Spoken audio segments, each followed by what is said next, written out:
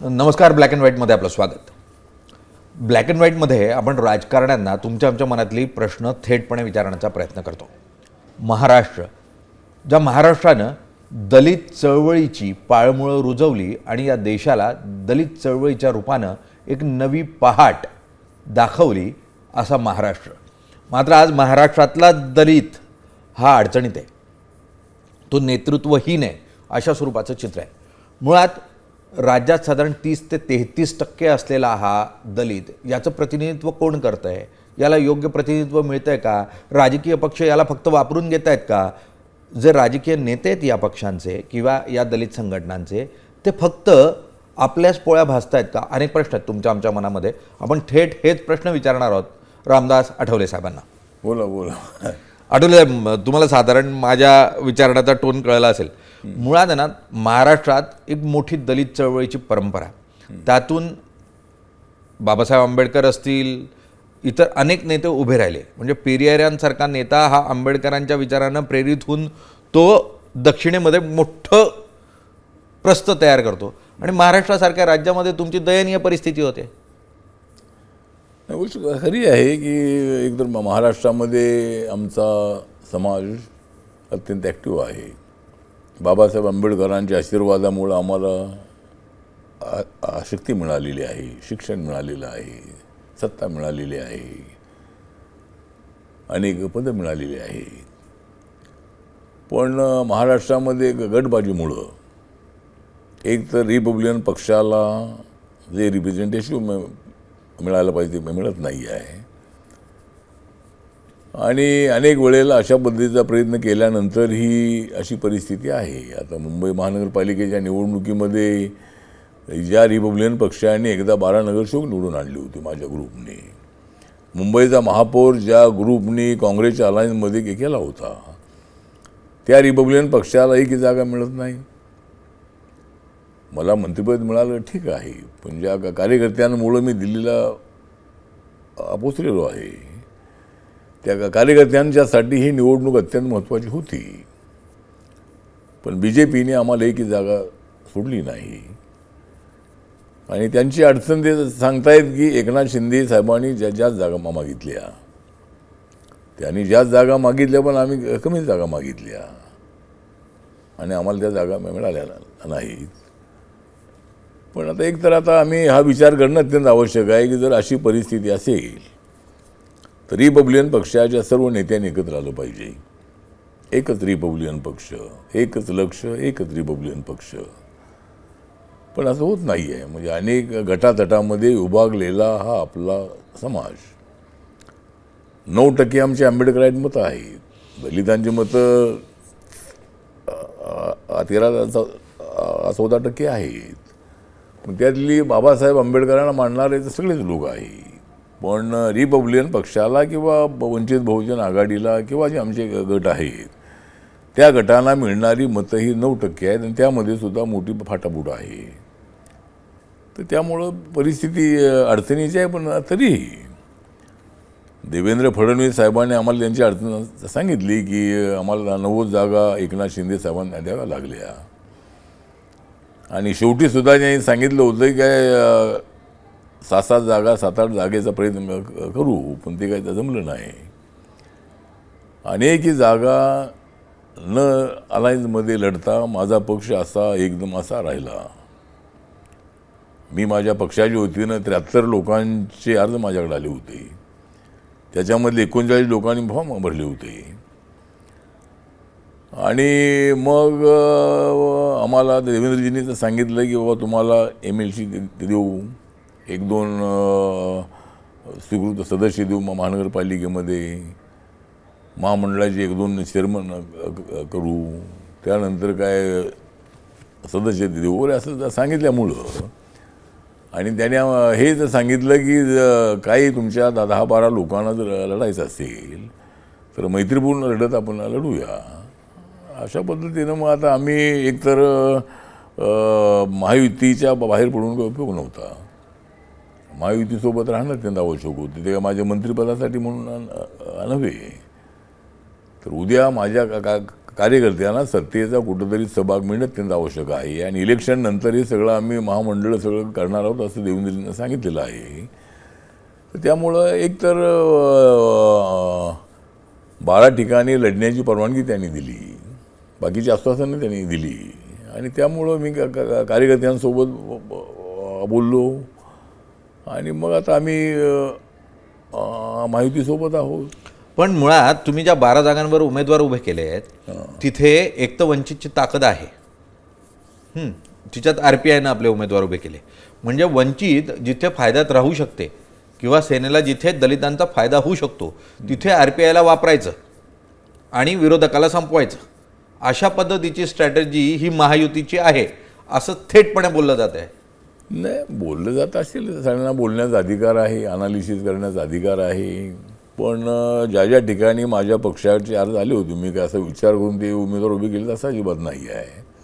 ज्या ज्या ठिकाणी आमची ताकद आहे त्या त्या ठिकाणी कार्यकर्त्यांनी अर्ज केले होते आणि आता विक्रोळी आहे, मुलुंड आहे, त्यानंतर घाटकोपर आहे, शिवाजीनगर आहे, अणुशक्तीनगर आहे, चिमूर आहे, वडाळा आहे.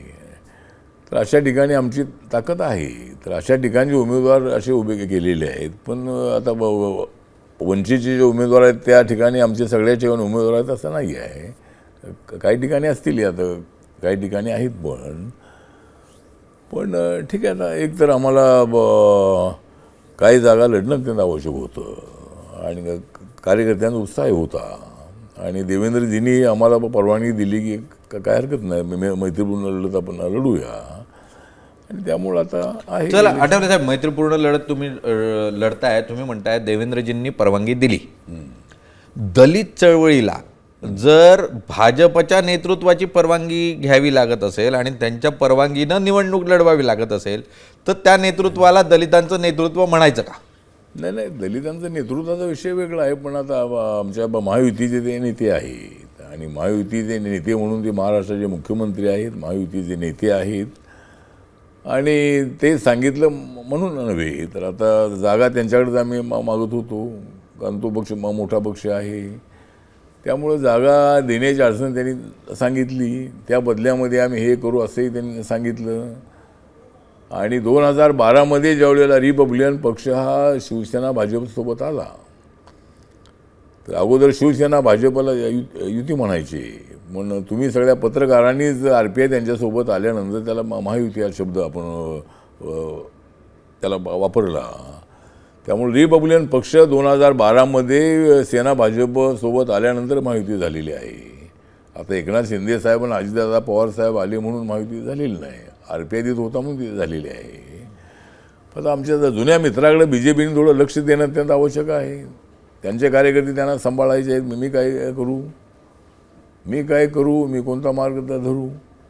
त्यामुळं मलासुद्धा माझे कार्यकर्ते सांभाळायचे आहे. ज्या कार्यकर्त्यांमुळं, ज्या महाराष्ट्रामुळं मी दिल्लीच्या तख्तावर जाऊन पोचलेलो आहे, दिल्लीच्या मंत्रिमंडळामध्ये मी आहे, त्याचं कारण हे आहे की महाराष्ट्र माझ्या पाठीमागे उभा राहिला, महाराष्ट्रातील दलित जनता, बौद्ध जनता माझ्या पाठीशी उभी राहिली. तर म्हणून त्या कार्यकर्त्यांचा विचार BJPने करणं अत्यंत आवश्यक आहे. चला, मान्य की BJPने त्यांचा विचार करणं आवश्यक होतं. गेले साधारण 3 दशकं जर महाराष्ट्राच्या राजकारणावर नजर टाकली तर एक बाळासाहेब आंबेडकर, प्रकाश आंबेडकर आणि दुसरे रामदास आठवले, हे पॅरलल नेतृत्व आहे दलितांचं.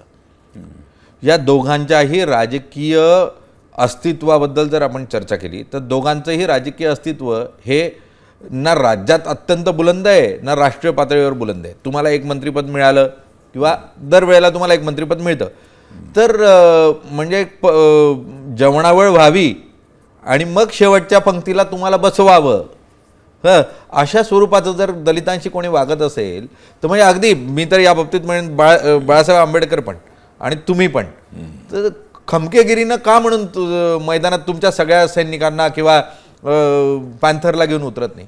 नाही, आता तू म्हणतोय ती खरी गोष्ट आहे की म्हणजे सुरुवातीला म्हणजे आम्ही नसतो, पण जे काही उरलेलं असेल त्यावेळेला आम्ही त्या ठिकाणी असतो.